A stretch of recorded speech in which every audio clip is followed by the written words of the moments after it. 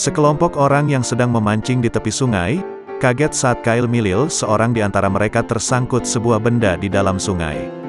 Alih-alih ikan besar yang didapat, ternyata pemancing tersebut mendapatkan sepeda motor matic berwarna putih yang masih tampak baru.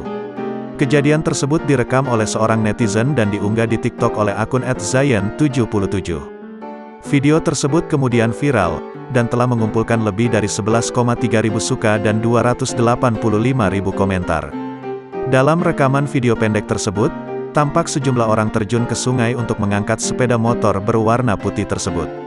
Di video tersebut, terlihat seutas tali yang diikatkan ke sepeda motor seolah dipancing oleh sekelompok orang tersebut. Dengan tenaga yang dimiliki, mereka mencoba menarik sepeda motor tersebut ke atas tebing yang tinggi sembari diiringi gelak tawa dari para pemancing lain di lokasi tersebut. "Mancing oleh motor, mancing dapat motor," kata seorang yang merekam video tersebut.